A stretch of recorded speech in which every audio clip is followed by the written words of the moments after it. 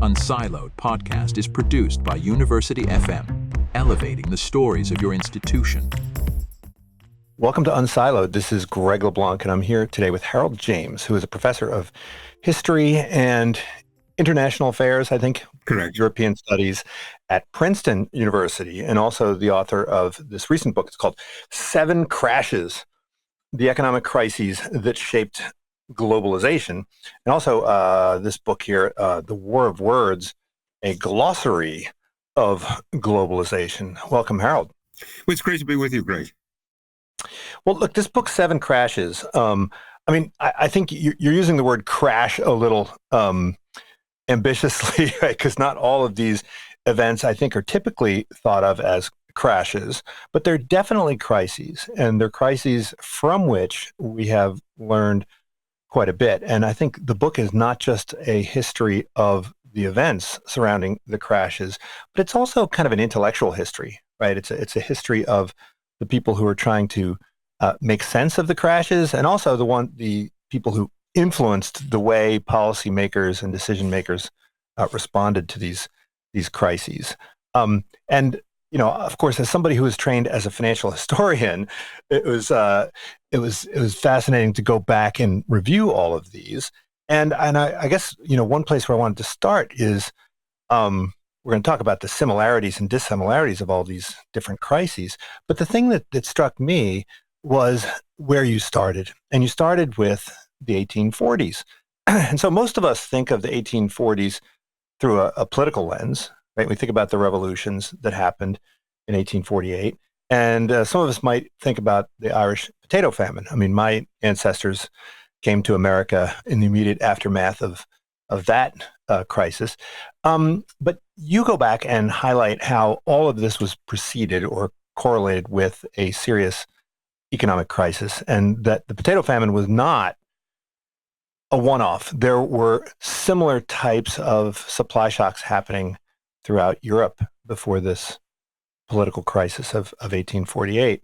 So I guess I wanted to ask you, because it seems like Marx sort of derived a lot of his theories about the end of capitalism, or at least fine-tuned his theories of the end of capitalism as a result of this crisis.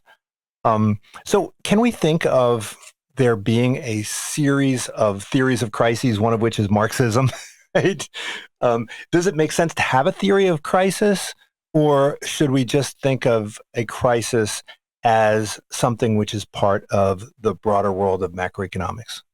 Yeah, I mean, that's exactly right. That the 1840s are a period of tremendous uncertainty and widespread use of the term crisis. And it's also right that Marxism comes out of that. And Marxism is really a response to the upheavals of 1848. And I think in some ways I share the view that there's a very close relationship between the political crisis and the financial and economic crises that preceded it, and the food crisis that fundamentally is the big difficulty of the 1840s. But I mean, crisis is a word that we use more and more often, and I think actually by the late 20th century, people are even getting really fed up with the overuse of the term crisis, that everything is a crisis. And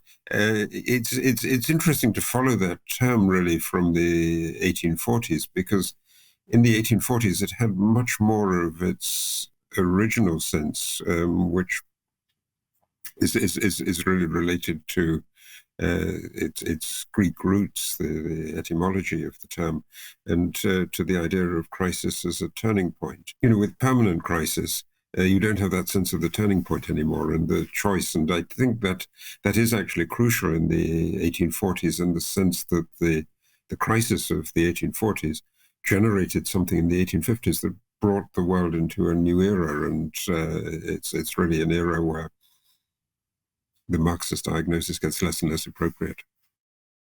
Well, it does seem that as we increasingly use this term, we also have greater expectations that these things will be solved, right? I mean, it was not that long ago where I forget who it was at the American Economics Association said that we had more or less solved the problem of crises, right? So, I Yes. mean, it seems like we have faith that the policy makers will somehow figure it out at the same time as we are panicking that these crises represent the end of something.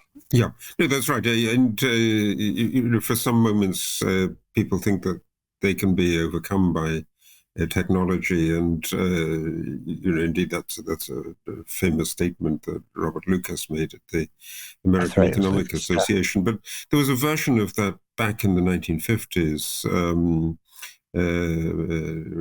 Bronfenmeyer thought that the business cycle had ended, and business cycles were characteristically also accompanied by crises. That was the turning point in business cycle theory, and it looked in the 50s and 60s, I mean, in a way, correctly, that the conventional business cycle, in the way that it had been there in the 19th century, didn't exist anymore. Well, I also found it interesting that every time there's a crisis, people look at the extent to which economies are connected, Yeah. right? And they question whether or not it was the connectedness that was at the root of the crisis. And I didn't realize that this went all the way back to the 1840s, because of course this happened in the wake of the Corn Laws, right? And so there were people that were pointing fingers and saying, hey, this is something which was caused by all of this free trade. And of course, there is always thoughts about contagion and theories of contagion and why it happens and why it doesn't happen. And I think it was the crisis of the 1870s, which you reminded me that began with just some tiny little default, right, in Vienna, Mm-hmm. right? And the crisis of 2008 began with this tiny little crisis in the subprime market. And I remember when Hank Paulson came to Berkeley in the spring of 2008, and he said, "Oh, don't worry about those subprime mortgages. That's a isolated part of the economy." So is concern about interconnectedness something which varies depending on the type of crisis? Yes, I mean the interconnectedness is, I think, there in almost every modern crisis. And the idea of contagion and thinking of analogies from other countries. And you're right about 2008, that there's a kind of butterfly effect, because if you just thought that it was about subprime, you could really make a rational argument that subprime is what? It's maybe people thought 600 billion, 800 billion. Yeah. So it's a Well, substantial. it's actually small. It's actually smaller than the crypto market cap, right? And Right. so when the crypto prices collapsed, nothing happened. Yeah. There was no spillover. Yeah, exactly. But the problem is that the subprime paper is financialized and tranched and broken up in a way that's similar to other credit. So there's an enormous class of asset-backed securities that is much bigger than the mortgage-backed securities. Mortgage-backed securities in turn are bigger than the subprime market. And it's really as if you've got you're looking at a field and you're beginning to walk across it, and one landmine goes off, and the landmine going off gives you an indication that there are other landmines there, and that the whole thing is fraught with peril, and so there's a kind of nervousness about it. Now, you talk also about the origins of sort of modern economics, right? Jevons, Walras, Menger. Yeah. And you also mentioned, I think, Hilferding, who's probably the forgotten, he's the most forgotten famous economist of the 19th century. How did these crises, particularly the ones of 1873, shape the way modern economics was born?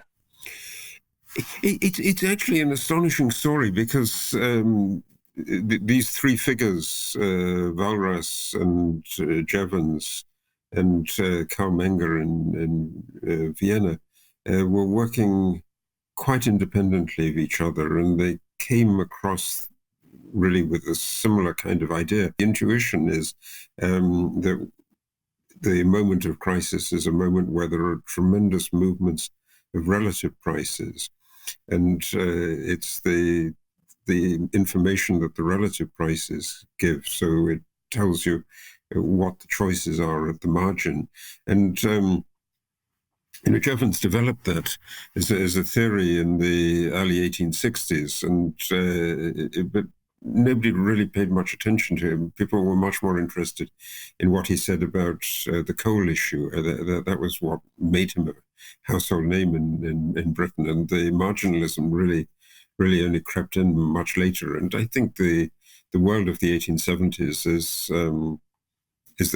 the one that really pushed this kind of thinking out. And one of the things I tried to do in the book, as you noticed at the beginning, is that I want to describe the mental world that people approach crises with. And in the early 1870s, people think of the world, and it's everywhere from theoretical economics to popular literature to books like Anthony Trollope's The Way We Live Now, that they think of it as a wave, and there are big waves that create enormous amounts of destruction, and you want to measure how the waves are moving.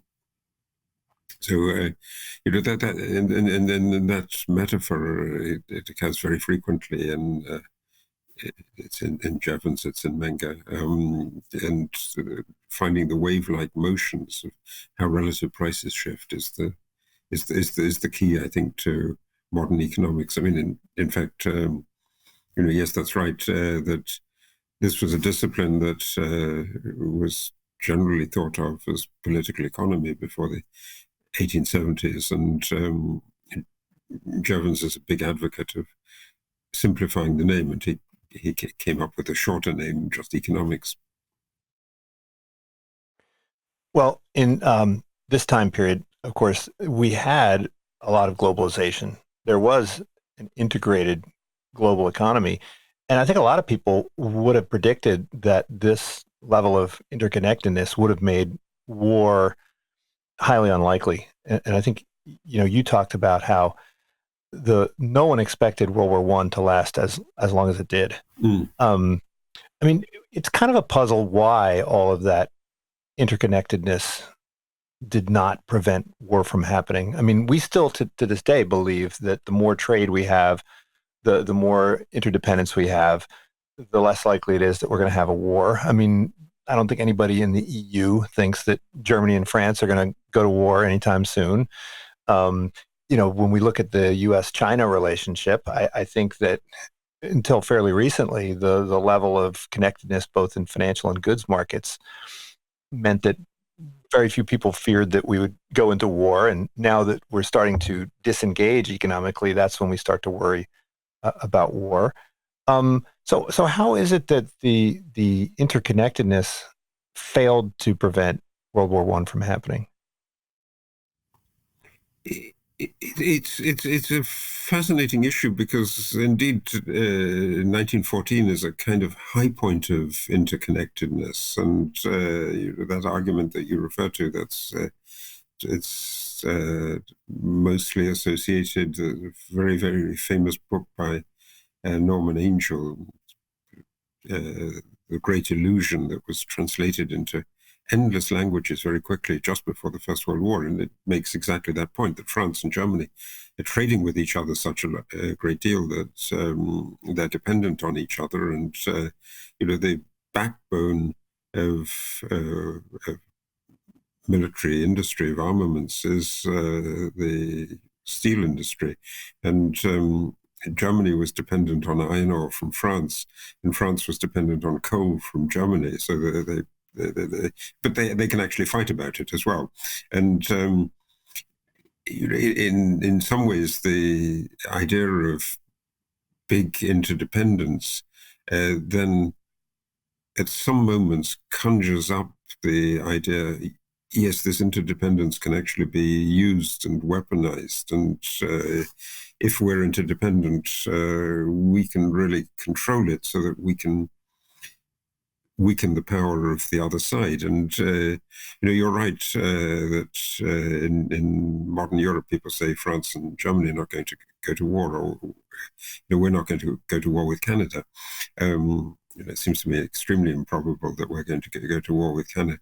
But exactly that argument was made about the relationship between Germany and Russia over the last decades. And the idea was very, very heavily pushed that building a pipeline for the gas, the Nord Stream 1 and then Nord Stream 2, would really mean peaceful relations. And that's built into a lot of thinking about globalization, that globalization creates peace. But the moment that it creates this acute interdependence, it also raises the specter that you can weaponize that. And, I think it is a kind of recurring theme, because that Norman Angell point about commerce breeding peace was very, very powerfully made in the middle of the 19th century by the great British free traders. So in the aftermath of the 1848 crisis, there were people like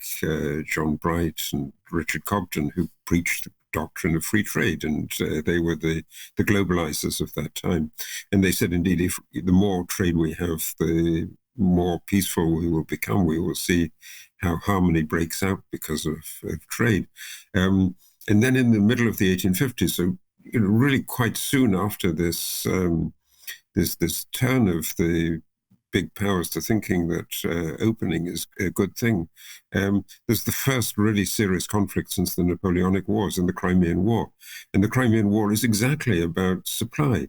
So it's about Ukrainian and Russian wheat going into the Black Sea and into the Eastern Mediterranean and feeding people. And who controls that? Is it Russia? Is Russia going to get more of a powerful base as the Ottoman Empire disintegrates? And so the conflict between Turkey and Russia then sucks in Britain and France, and they're fighting a war about globalization. Well, I was actually surprised that the Central Powers thought that they could somehow impose an embargo on England and France. I mean, we all know that England and France believed that they could embargo Germany into starvation, but it's hard to imagine that Germany believed the same thing about France and England, right? Yeah, I mean, in some ways, I think that's correct. I mean, in the end, in both world wars, Germany worked really hard on a strategy that would attack the Atlantic trade, and the submarine warfare is crucial in the history of both world wars, and really in explaining the turning point of the world wars. But fundamentally, the Central Powers in both wars really speculated that there would be a quick, short, victorious war that would turn international conditions in their favor, and that because the world really couldn't face a long war,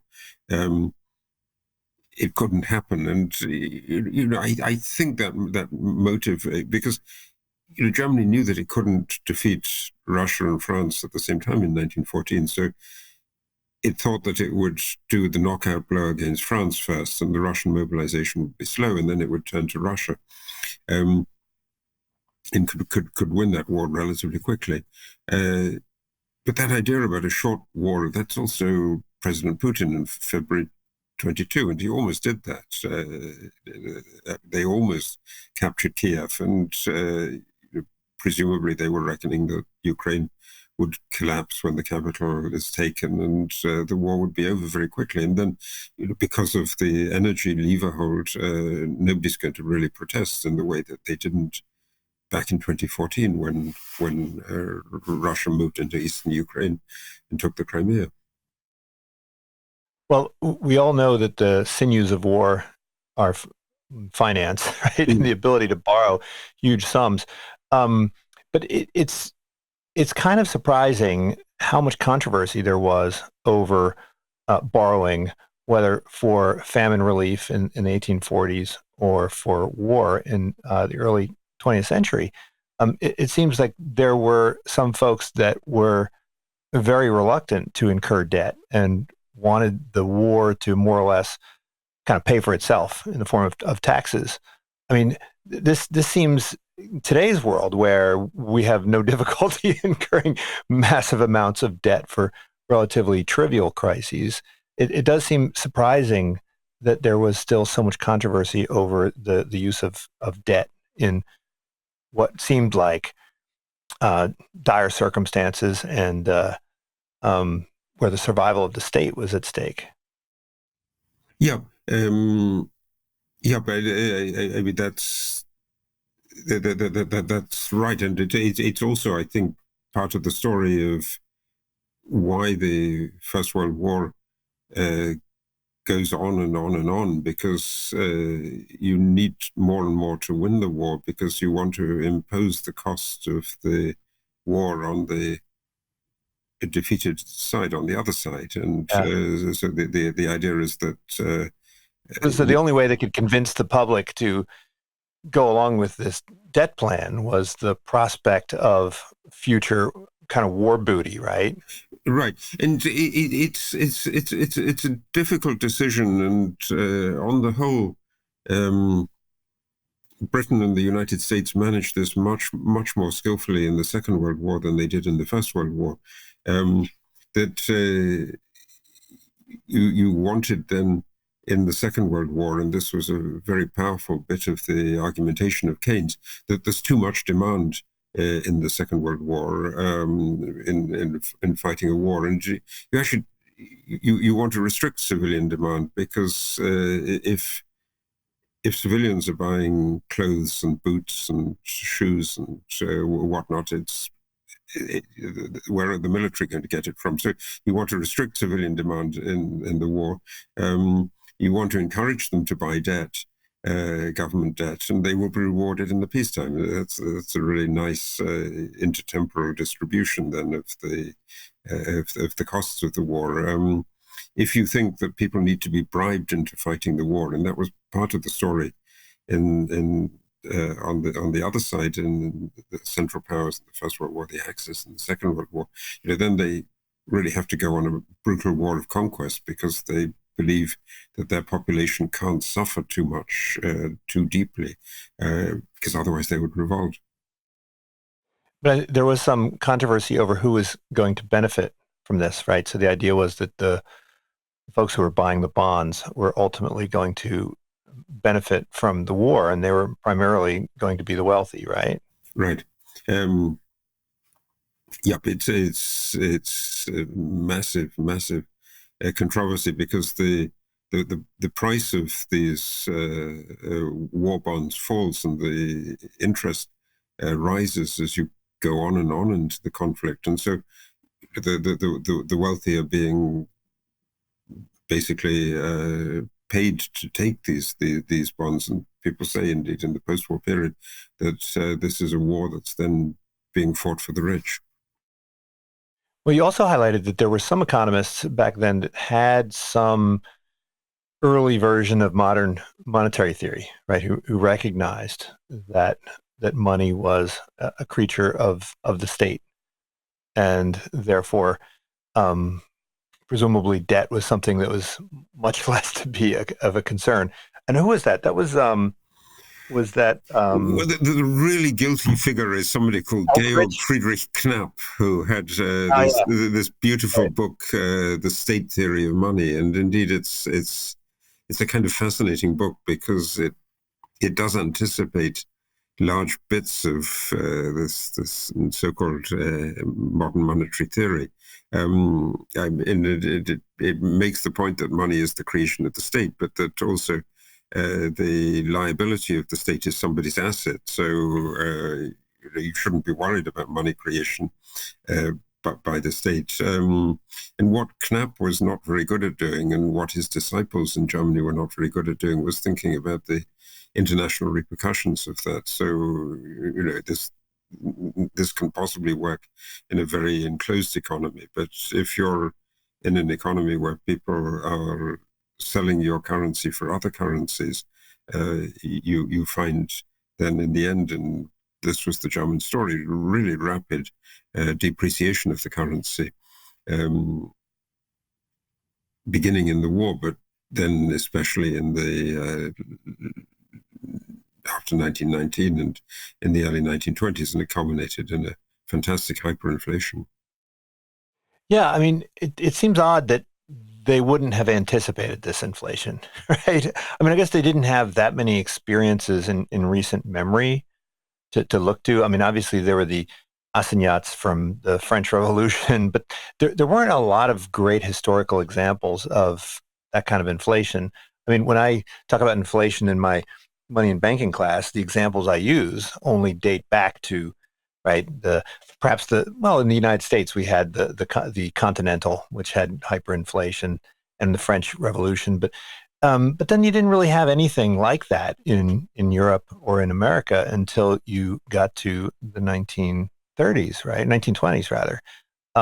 Did people just not, did the gold standard and those years of sort of price stability somehow lull them into complacency? I mean, were people really concerned that inflation was going to happen, and did they anticipate it to the degree that it happened? I mean, it's right. The inflation is historically associated with episodes of paper money. They were relatively rare and always linked to conflict and to war. So the precedent for the assignat and the French Revolution was the scheme that the Scottish economist John Law had to really reform the royal finances after the big wars of the late 17th, early 18th century, the wars of Louis XIV and in the end, the War of the Spanish Succession. And, that created the sense you shouldn't use paper money, but it's always a temptation, and particularly in the combination of a war and a revolutionary situation. In the French Revolution, there's a lot of land being taken. Can't you issue currency based on the land? And that was the hypothesis that led to the assignat. And in a way, the German story in the First World War is a similar one, that there will be lots of riches after the war because the defeated powers will pay for it. And, indeed, Germany imposed that kind of settlement on Russia in 1918. There was the Treaty of Brest-Litovsk in the spring, and then later on in the year, there was an auxiliary treaty which put reparations on. So, what the French insisted on at Versailles, and they then imposed on the Germans, was already something that the Germans had done to Russia in August 1918.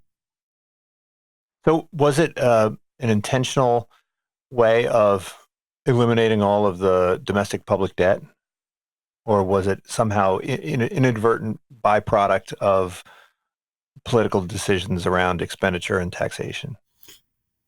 Yep, it's both. It's an inability to tax, so there's a fiscal origin to it, and the fiscal origin of the hyperinflations is a large part of the story.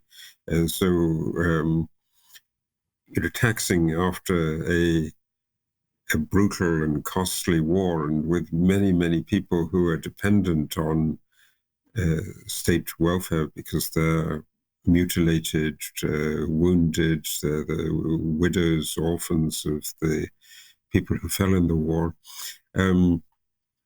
So there's an immense demand, and at the same time, the economy is weakened. How do you do taxes? And anybody who puts forward a big tax program is going to be unpopular. So the one Central European country in the aftermath of the First World War that effectively avoided hyperinflation was Czechoslovakia, but the finance minister who reformed it was also assassinated. So he really paid a price for it.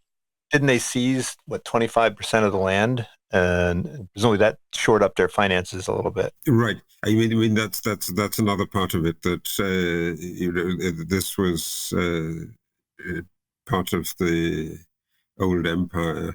There was a aristocratic landholding elite, mostly German-speaking elite, and so you could really both assert the idea of justice and of the national rights of Czechs against these aristocrats and take the land. Uh, in Germany, on the other hand, the old aristocrats are still quite important, and they're part of the military and the key to the military. So nobody wanted to expropriate the aristocrats. The industrialists are saying we need to keep producing, so don't tax us too much. Unless we produce, we're not going to create jobs, and if we don't have jobs, the unemployed will become Bolshevik, and we will have the Russian Revolution exported to Germany. So there are all kinds of reasons why you don't do taxes in Germany, and so it's only when there's utter complete collapse. So it needs the utter devastation of the very, very rapid hyperinflation that you get an agreement to stabilize, and it's also associated then with foreign money and foreign influence. The big reparations plan in 1924, chaired by an American businessman, was designed to bring American money to stabilize Germany, and it was the starts with Dawes plan, the right? Dawes plan, yeah. Yeah. Well, I mean, you also talk about how after World War II, right, when Bretton Woods kicked in, I mean, this was sort of unprecedented, and I don't know what the unsucceeded, right? It's kind of a unique event because all of the world powers got together and agreed on a monetary system for the whole world. I mean, there's really nothing like that. I mean, there was some agreement around the gold standard that happened in the 19th century between the UK and France and the US, but there was really nothing like Bretton Woods. But it didn't last that long. I mean, it started to tear apart fairly quickly, right? Yeah. Well, the Bretton Woods settlement is really based on the idea we have to learn from the past. The 1920s were a disaster. And part of the 1920s that was such a disaster were the big international capital movements. This stuff that we were just Hot talking money. about in 1924, that private American capital is going to stabilize Europe. In 1944, the idea was that you would get a fixed currency regime, but there would be substantially no private capital movements, and what capital movements there were would come from international institutions, from the World Bank that was created at the Bretton Woods system, or bilaterally from the United States later on with the Marshall Plan and the European Recovery Program. Is official credit. It's not going to be liable to these rapid reversals that you got with the hot money flows of the 1920s. And the striking thing is that exactly that shift. It's very difficult really to live in a world without capital movements, because you can always do a little bit of capital movements on the trade account. So, supposing you don't settle your bill for some imports, you're effectively creating a loan from that. And so, by the end of the 1960s, even with big restrictions on capital movements, you in effect got a short-term market that was moving quickly from one currency to another, and in the early 1970s, it then breaks apart. So, in retrospect, the Bretton Woods system looks very beautiful because the currencies were mostly stable. There weren't any banking crises. It's the one era when that there are no financial panics. But it's fundamentally unsustainable because with any kind of control, people work around it and think of a way in which they can start to move things. Right. So it seems like oftentimes these policies are backward looking, right? I think you said in the book that you didn't use this phrase, but they're always sort of fighting the last war, right? Yeah. And failing to anticipate where the next crisis is going to come from. Yes. Shocks are always new, but I was struck by that. I mean, you can probably notice that the book was in a sense a response to the twin problems of the 2020s, the first COVID and then the Russian attack on Ukraine. And we treated it very much as if it was like 2008. And it seems to me to be a completely different kind of crisis. And that was the fundamental point that I was really trying to get at the book, that the 2008 shock was really best thought of as a negative demand shock that was the consequence of financial panic, contagious financial panic. The 2020 shock was a negative supply shock. It has analogies with previous negative supply shocks, but can't be handled in the way that you deal with the absence of demand in the wake of a financial crisis. So the way in which people might have dealt more effectively with the Great Depression and did deal quite effectively with the great financial crisis, the Great Recession, whatever you like to call the 2008 story. And so the fiscal stabilization is much bigger in 2020 than it was in 2008, but really inappropriately so. So it pushes more inflation. In these moments of demand shocks, you just want more demand. When it's a supply shock, you need a specific kind of good or commodity. In the 1840s, it's food. In the 1970s, it's oil, energy.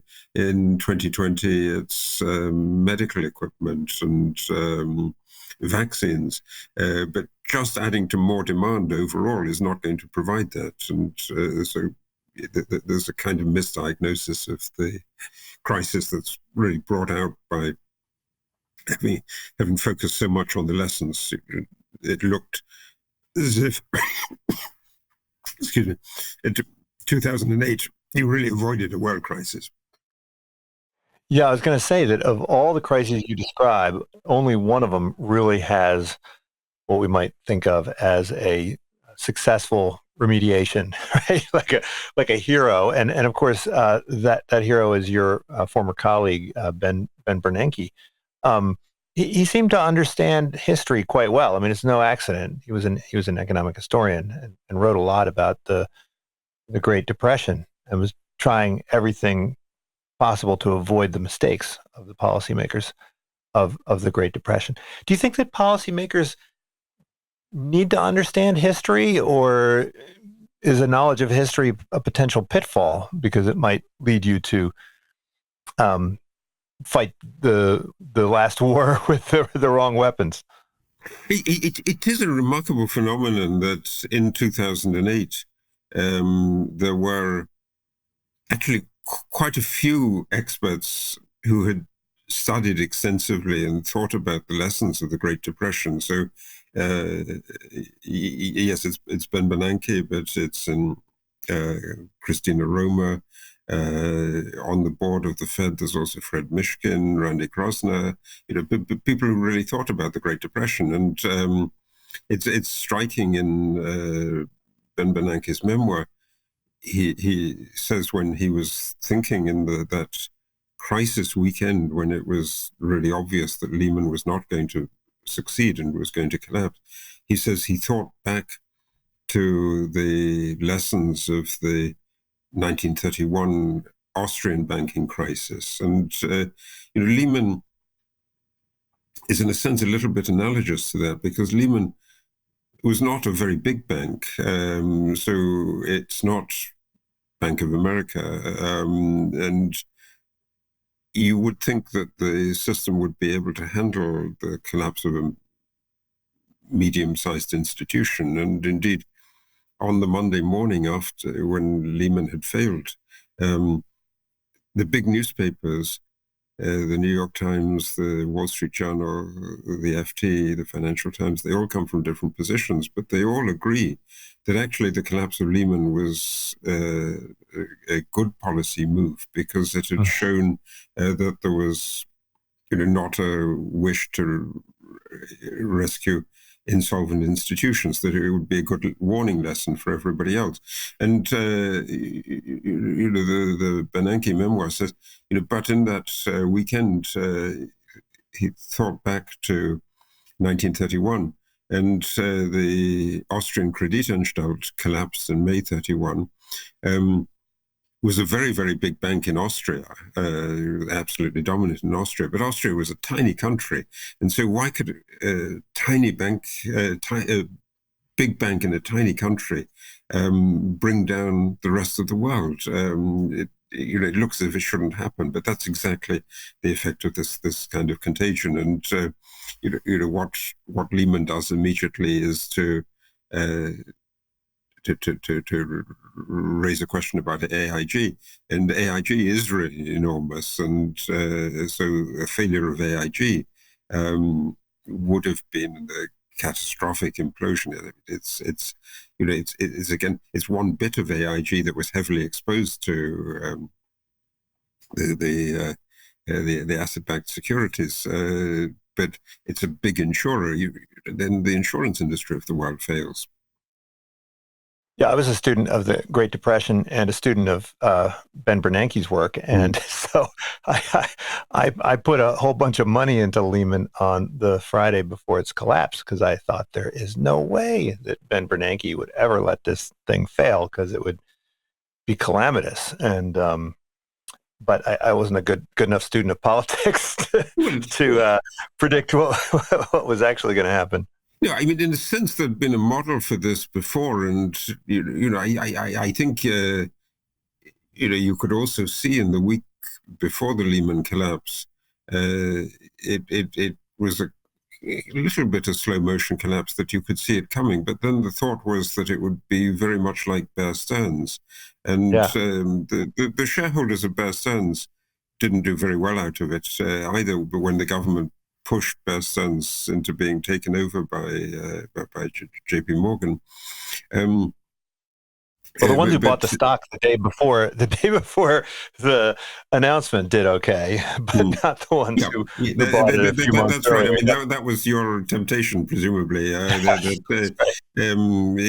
that's exactly right. The long-term stockholders didn't do well if you bought it just at the end. But that's the kind of fascinating thing about the contagion episode, because there was a kind of notional list, I think, that was circulating or was in people's minds in 2008 about the investment banks, that Bear Stearns was the weakest and Lehman was the next, and then there was Merrill Lynch. But then the strategy in that weekend was to, Merrill Lynch was desperate because it knew it was next in line, so it wanted to get somebody to buy it, and it goes to B of A, and so B of A is not going to buy Lehman, and then the last ditch attempt was to try to get a British buyer for it. Barclays was going to buy Lehman, but the British government basically stops that. It looks too much of a risk. Well, and also inflation. I mean, you talk about Arthur Burns a bit in the 70s, and he seemed to have been surprised by inflation. He seemed to think that, and he was a fairly orthodox financial economist, and he was using the tools that he had at his disposal at the time. And he seemed to be a bit surprised by inflation in the way that I think our central bankers were a bit surprised by inflation in 2021. I mean, it seems like it's very difficult to make sense of the macroeconomy. And we've got some of the smartest people in the world who are trying to figure it out, and even they can't necessarily figure out how these things tie together.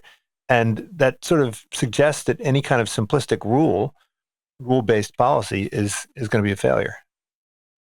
Well, yes. I mean, this is exactly the area where the interplay of political responses to supply constrictions works, because if you treat it as a simple issue about the response to one particular price movement, then indeed there's no reason why there should be any sustained inflation. So, a one-time increase in the oil price, even if it's a very dramatic increase in the oil price in 1973, shouldn't have done this. A question of shortages because the transportation the shipping is radically disrupted by COVID, will increase prices once off, but it shouldn't produce a long-term increase in prices. And what I think that misses is the sense that people who are sitting on some strategic good see in the moment of the supply shock the possibility of using the supply of other commodities or stranglehold of other things in order to get an advantage. So the oil shock in 1973 then produces organization of copper producers. So the copper price is put up, and I think it's also the sense, at least my sense of how 2020 is connected with 2022, where you really do see the inflationary pressure coming out from another energy shock, is that 2020 made everybody aware that the supply chains can be interrupted and that they're fragile.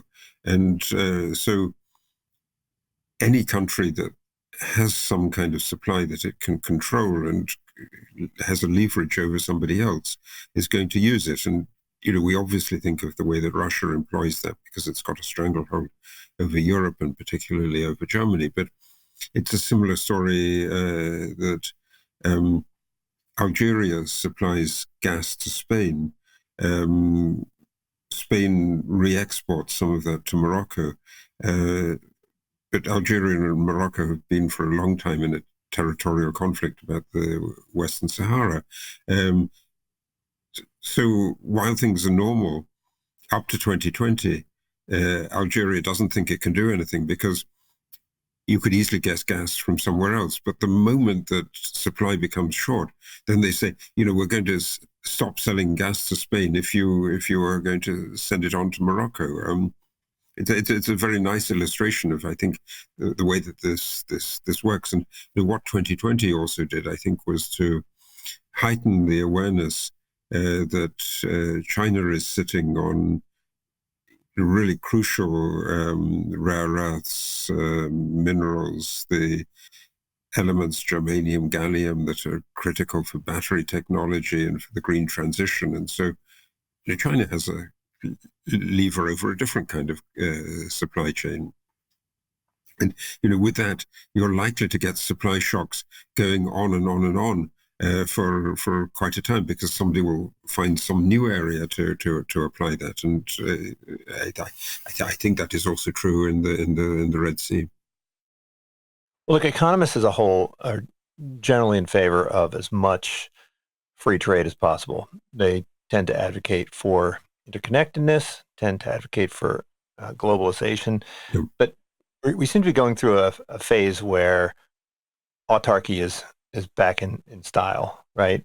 For political reasons, for military reasons, and other reasons. I mean, is this something which is generating real support, or is this something that we should expect to continue, or should we expect the globalization to kind of reassert itself after a short blip?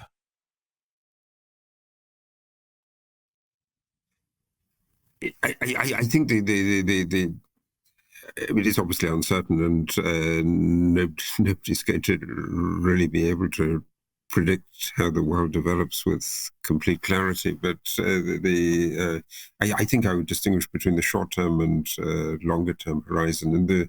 In the short term, yes, everybody is going to want to try to be more resilient and to be less dependent on a particular supplier. But it takes quite a time to do that, and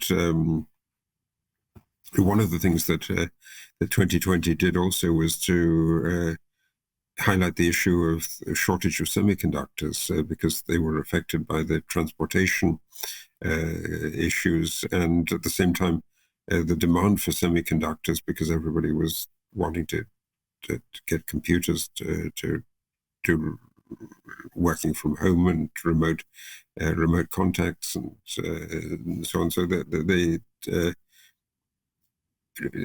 you suddenly realized that basically the world depends on one factory in Taiwan, and the most advanced semiconductors are all from TSMC.